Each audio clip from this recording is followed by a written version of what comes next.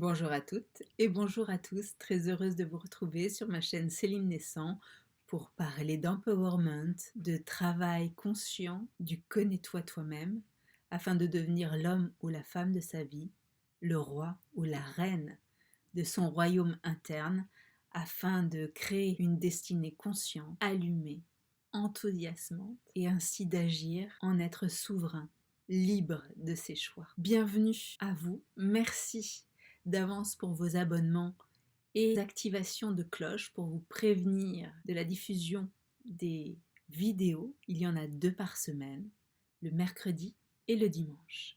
Aujourd'hui, j'avais envie d'aborder le sujet du cerveau. Le cerveau est un être, une entité, si je puis dire, primaire, dans le sens où il ne comprend pas les négations et il ne comprend pas non plus les circonvolutions.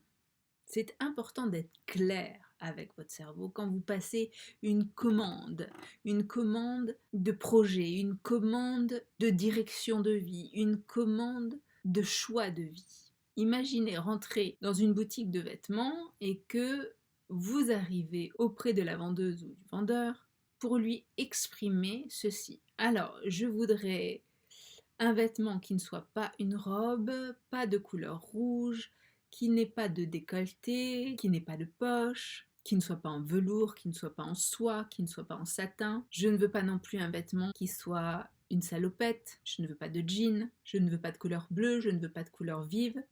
Vous ne parlez pas comme ça à la personne qui va vous renseigner sur le vêtement que vous désirez. Vous allez complètement la perdre. Vous allez dire à cette personne ce que vous voulez. Je veux un costume, couleur blanc, en lin, avec des gros boutons dorés. Eh bien, le cerveau, c'est la même chose. Arrêtez de lui dire ce que vous voulez pas. Arrêtez de tergiverser dans des scénarios catastrophes ou des scénarios que vous ne voulez pas croiser sur votre chemin. Vous allez complètement le perdre.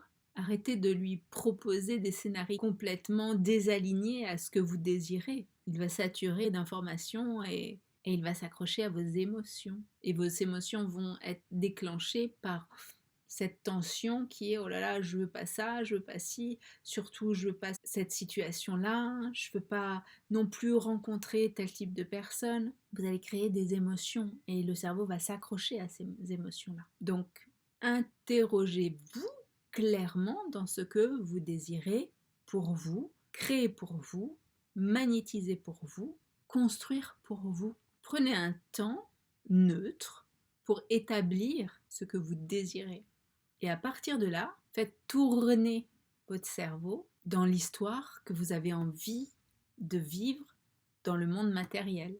Faites-le vivre dans votre imaginaire. Faites-le tourner avec vos émotions qui vont être beaucoup plus soutenantes, beaucoup plus épanouissantes. Et là, le cerveau va se dire « Ah, c'est vers ces émotions-là que mon humain désire se diriger. » Je vais vous proposer plusieurs questions à vous poser afin de déterminer déjà ce que vous voulez pour votre vie. Plus vous allez être aligné à quelque chose, plus vous allez vous diriger vers ce quelque chose.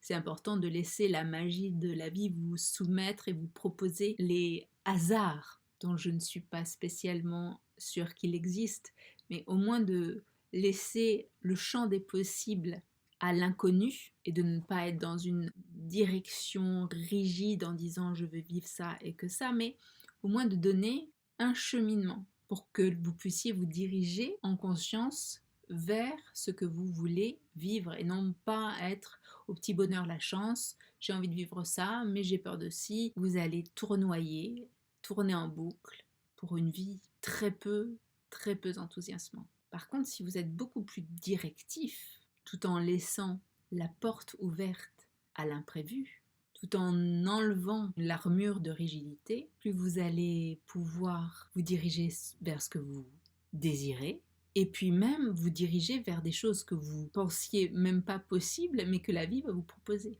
Mais pour ça, soyez très clair dans votre formulation. Donc, je vous pose ces questions pour que vous puissiez y répondre de façon neutre, ne pas activer l'émotion en vous. Répondez de façon factuelle. Et à partir de là, après que vous ayez répondu à ces questions, Faites vivre dans votre imaginaire ce que vous avez envie de vivre. Et activez les émotions et activez la direction que votre cerveau doit prendre. C'est parti pour les questions. Alors, première question. Quel est votre but dans la vie? Quels sont vos rêves? Vos objectifs? Qu'est-ce qui vous rend heureux? La question suivante est: comment vous aimeriez vous développer sur le plan perso, pro et spirituel? À quoi ressemblerait votre vie familiale, amicale, amoureuse? Quel serait votre idéal dans ce développement de vie? La troisième question consiste à vous poser ceci. Qu'est-ce que j'aimerais faire le plus dans ma vie? Y a-t-il une activité qui vous offre des palpitations au cœur, qui vous fait plaisir à chaque fois que vous vous y mettez? Est-ce qu'il y a des voyages qui vous aspirent? Est-ce qu'il y a des lieux d'habitation qui vous plaisent plus que d'autres? D'où ma prochaine question, la quatrième. Dans quel endroit avez-vous envie de vivre? Dans quel lieu exactement? Une maison, un appartement, un duplex? Quelle est votre habitation de vos rêves? Puis allons voir la carrière. Qu'est-ce que vous avez envie d'accomplir professionnellement pour vous, personnellement? Quel est votre job de rêve? Quels sont vos objectifs professionnels? Vous pouvez retourner à la question du développement pour pouvoir peaufiner cette question. Et puis, quels sont vos objectifs financiers? Parce que les finances soutiennent vos projets. Alors je sais qu'il y a une légende qui fait que c'est un peu tabou, parce que l'on a parfois peur que l'argent transforme, change la personnalité, alors que l'argent est juste un révélateur de personnalité. Une personne qui est généreuse sera tout autant généreuse et pourra justement être plus généreuse en ayant plus de moyens. Une personne qui est pingre, qu'elle ait 10 euros, 100 euros, 1000 euros ou 1 milliard d'euros, elle sera toujours pingre. L'argent est un révélateur de personnalité.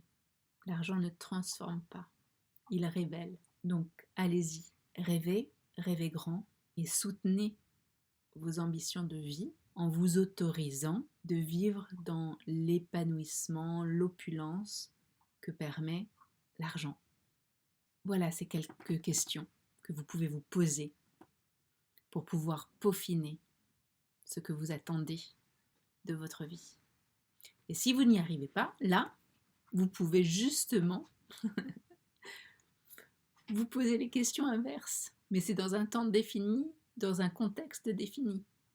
Qu'est-ce que je ne veux pas amoureusement? Qu'est-ce que je ne veux pas professionnellement? Qu'est-ce que je ne veux pas vivre en général? C'est quelque chose de défini pour pouvoir justement définir et indiquer à votre cerveau ce que vous désirez pour vous.